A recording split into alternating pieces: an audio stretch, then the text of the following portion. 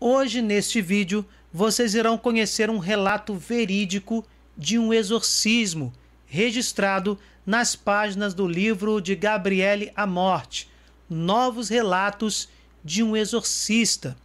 Antes de mais nada, uma pequena introdução. É necessário dizer que Deus só permite possessões demoníacas, que vale ressaltar, são muito, mas muito raras, para que um bem maior seja conquistado. A libertação de uma pessoa da presença de um ser maligno pode ser, sim, motivo para a conversão de uma família, de uma paróquia ou até mesmo de uma cidade inteira. A possessão é algo comprovado pelas Sagradas Escrituras, é algo comprovado biblicamente, e os anjos caídos existem, assim como existem os anjos celestiais. Sobre os anjos do céu e os anjos caídos, a fundamentação bíblica das possessões, dos exorcismos e das orações de libertação, vejam vídeos produzidos por nós, links na descrição. Não deixem de assistir, pois muitos conceitos apresentados nestes vídeos podem ajudá-los a entender alguns detalhes deste relato que vamos apresentar. Vamos então, antes de começarmos o relato, conhecer o autor do livro. Padre Gabriele Amorth, sacerdote da Pia Sociedade São Paulo, é conhecido mundialmente como Grande Exorcista. Desde 1986, exerce esta missão em Roma, por isso é considerado o exorcista número 1 do Vaticano. Nascido em 1925, em Modena, na Itália, foi ordenado sacerdote em 1954. Formado em Direito, também é famoso como jornalista, devido aos inúmeros artigos e livros publicados, sem mencionar o seu programa de rádio, com cerca de 1.700.000 ouvintes. Conhecido agora o autor, vamos ao relato do exorcismo. Embora seja muito difícil para mim, escrevo a minha história porque penso que poderá ser útil e me parece de acordo com o que lemos no Evangelho. Os distúrbios demoníacos começaram em 1974.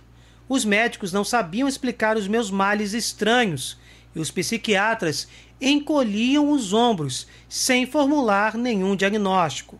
Por exemplo, inesperadamente, me sentia sufocar e ficava com espasmos nervosos, como que provenientes de choques elétricos em todo o corpo. Por vezes, a violência dos fenômenos era tal que o meu marido chamava o médico de urgência no meio da noite. Ao mesmo tempo, comecei a abandonar a igreja, dizia mal dela sempre que se falava de religião. Era uma coisa insólita em mim, que sempre tinha tido fé. Era empenhada e até mesmo dirigente da Ação Católica. Pensava que se tratava de uma crise de crescimento, mas esta minha aversão à igreja durou mais de 10 anos. Antes, ficava toda contente por estar diante do Santíssimo Sacramento, em adoração. Agora só desejava fugir. Tudo me parecia ridículo, palhaçadas dos padres e imbecilidades dos fiéis.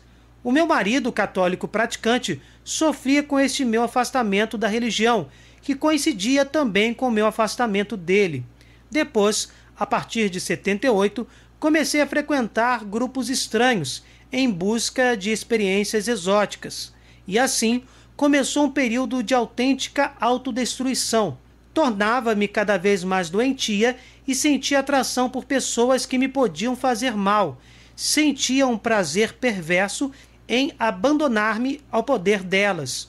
Durante anos, encontrei toda espécie de gurus, curadores e bruxos. Fisicamente estava cada vez pior. Era como se o meu corpo estivesse sendo apertado em um torno. Perdi o apetite, tinha problemas nos rins e nas articulações. Estava sempre cansada e sem energia. Somente me sentia viva durante os cursos psicológicos em que participava e que me provocavam emoções fortes. Tenho a certeza de que se, em vez de procurar os gurus, tivesse ouvido falar de exorcistas, teria saído muito antes daquele tormento. mas durante a minha longa e empenhada prática de religião, nunca ouvira falar de exorcistas.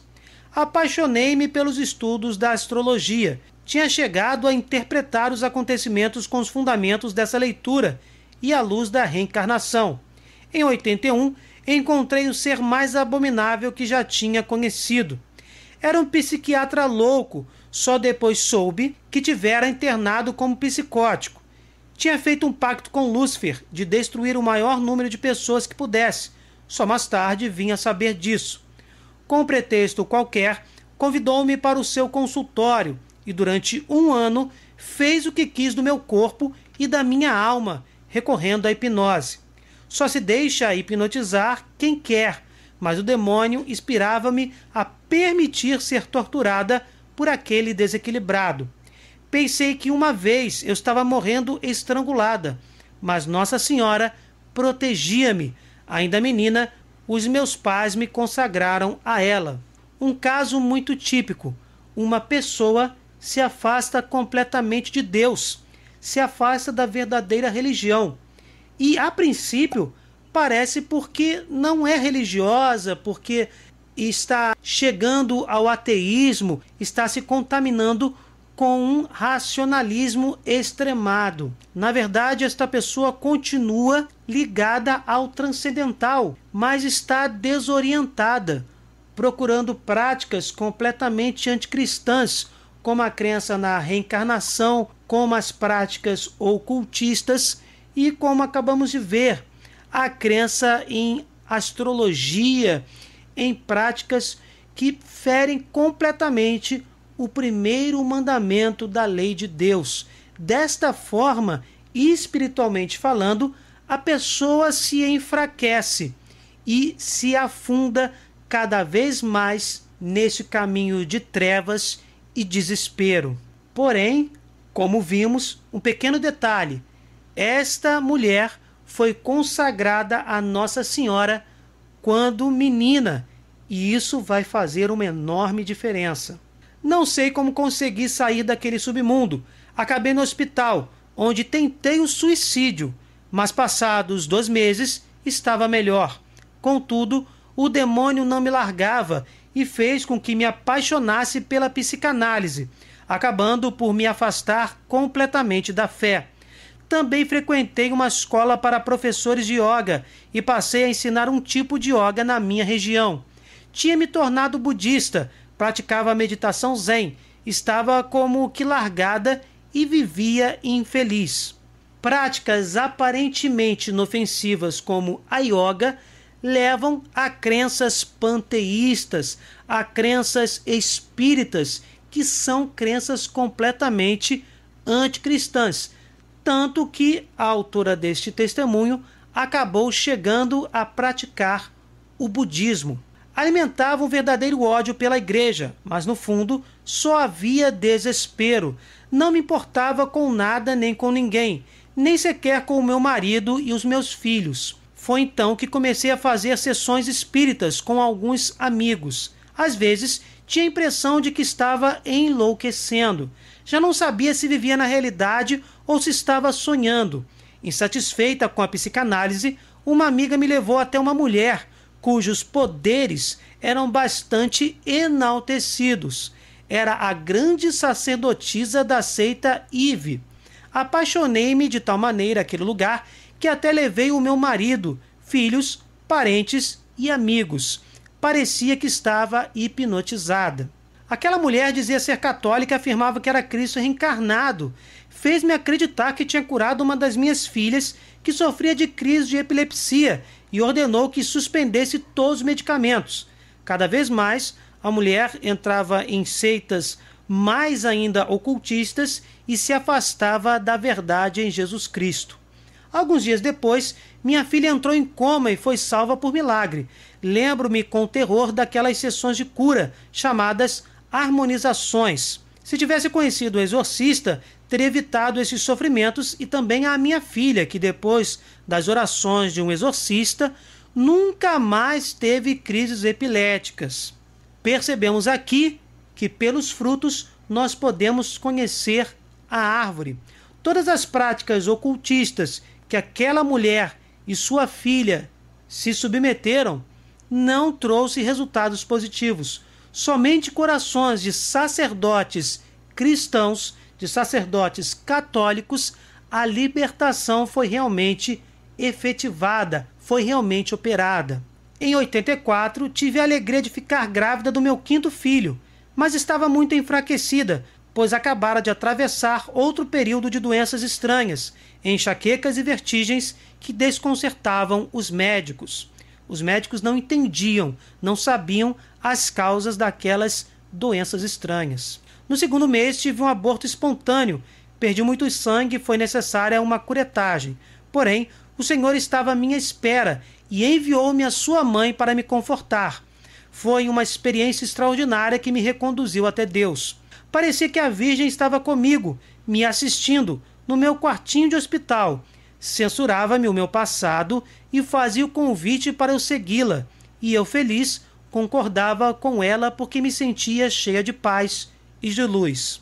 Como esta mulher foi consagrada a Nossa Senhora quando criança, Maria, a mãe de Jesus, a mãe de Deus e nossa mãe, estava intercedendo pela libertação dela. O período seguinte foi muito duro. Por um lado, Nossa Senhora me ajudava a limpar o meu inconsciente repleto de porcaria. Por outro, o maligno ficava me tentando terrivelmente, com dúvidas e incitando para que eu voltasse para os caminhos dele. Também desta vez, se eu conhecesse um exorcista, teria sido muito ajudada. Fisicamente eu sentia a presença do demônio à noite, repetindo: "Hei de voltar a apanhar-te".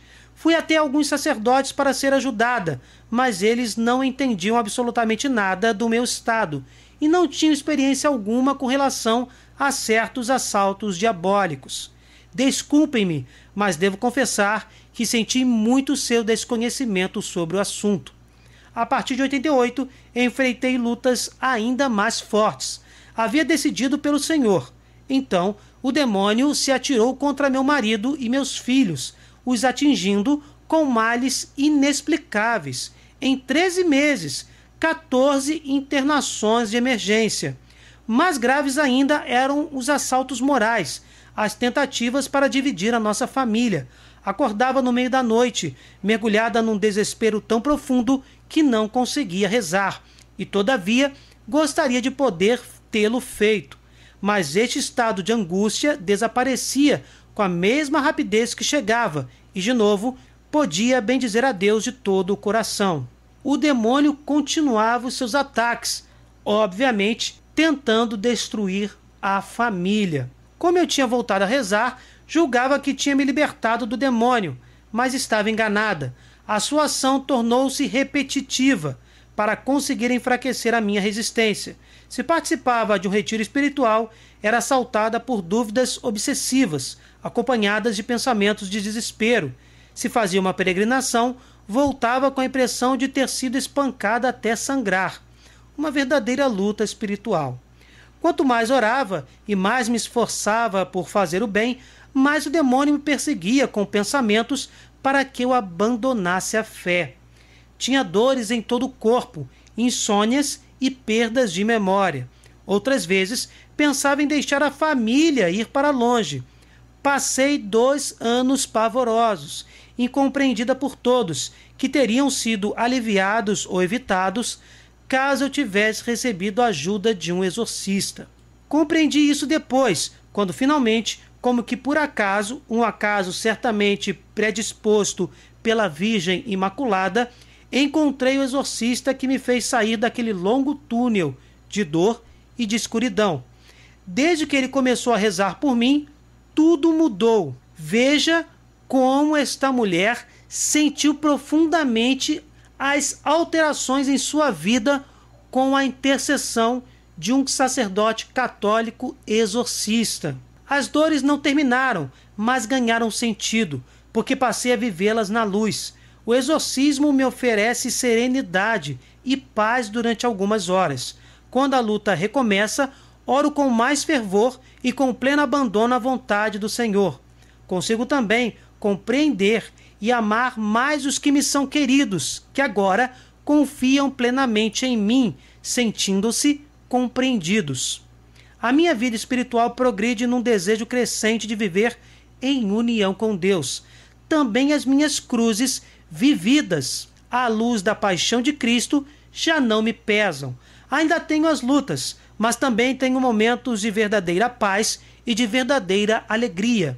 À medida que os exorcismos avançam, vejo uma melhoria contínua. Acabei. Gostaria de dizer, sem nenhuma intenção polêmica, alguns membros da minha diocese proclamam continuamente que estão solidários com os pobres. Porventura também não serão grandes pobres, grandes necessitados, aqueles que são atormentados pelo maligno? Há 18 anos que faço parte desses pobres, mas todos com quem falei, nunca, nenhum deles compreendeu nada, absolutamente nada, desta minha pobreza e não me deram ajuda alguma. E contudo, Jesus disse, em meu nome expulsareis os demônios.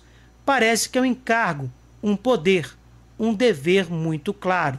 Esse testemunho fala por si só. Fica aqui apenas um apelo para que você, meu irmão, reflita sobre este exemplo, esta prova inequívoca do poder redentor de nosso Senhor Jesus Cristo em nossas vidas.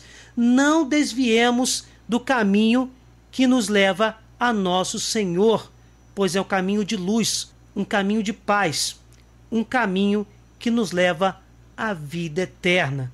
Reflitamos sobre isso. Bem, gente, se vocês gostaram, deixem o seu like, compartilhem, se inscrevam no canal. Fiquem com Deus, desculpem qualquer coisa e até o próximo vídeo.